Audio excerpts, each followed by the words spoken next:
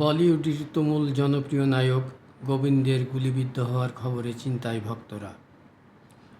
মঙ্গলবার ১ অক্টোবর কলকাতায় পৌঁছানোর কথা ছিল তার, কিন্তু ভোরে বাড়ি থেকে বের হওয়ার প্রস্তুতির সময় গুলিবিদ্ধ হন গোবিন্দ। ঘটনার পরপরই হিরো নাম্বার ১ তারকাকে হাসপাতালে ভর্তি করানো হয়। ঘটনার পর স্ত্রী সুন্নিতা আহুজাকে মোবাইল ফোনে গুলিবিদ্ধ হওয়ার কথা জানান গোবিন্দ। তখন অভিনেতার স্ত্রী কলকাতায় ছিলেন। এছাড়া নিজের ম্যানেজারকেও মোবাইল ফোনে বিষয়টি জানান গোবিন্দ। তারাই বিষয়টি পুলিশকে অবগত করে।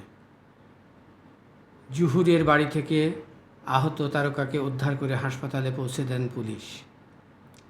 এদিকে ঘটনাটি জানাজানি হতেই দুশ্চিন্তায় পড়েন তারকার ভক্তরা। তবে ভক্তদের কথা মাথায় রেখে ১ ঘন্টার মধ্যেই একটি অডিও বার্তা দিয়ে গোবিন্দ বলেন, আমি গুলিবিদ্ধ হয়েছিলাম, গুলি বের করা হয়েছে, ধন্যবাদ জানাই চিকিৎসক এবং আপনাদের। ভক্ত, বাবা মা এবং গুরুর আশীর্বাদে এ যাত্রায় রক্ষা পেয়েছি। জানা গেছে মঙ্গলবার ভোর ৫টা নাগাদ এ ঘটনা ঘটে। ঠিক সময়ে গোবিন্দ বাড়ি থেকে বের হওয়ার প্রস্তুতি নিচ্ছিলেন। আজ ভোরের ফ্লাইটে তার কলকাতায় যাওয়ার কথা ছিল।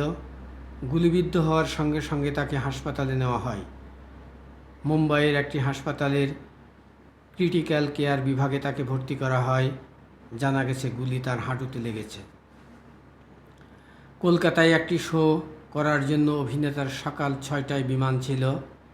গোবিন্দ নিজের বাসভবন থেকে বিমানবন্দরের উদ্দেশ্যে রওনার প্রস্তুতি নিচ্ছিলেন। আর তখনই দুর্ঘটনাটি ঘটে। রিভলভারটি তার আলমারিতে রাখার সময় পড়ে গিয়ে গুলি ছুটে যায়। এ সময় গুলি তার পায়ে লাগে। সবশেষ খবরে জানা গেছে চিকিৎসকরা গোবিন্দর পা থেকে গুলি বের করেছেন। এখন তার শারীরিক অবস্থা স্থিতিশীল। ৪৮ ঘন্টার মধ্যে তাকে হাসপাতাল থেকে ছাড়পত্র দেওয়া হতে পারে।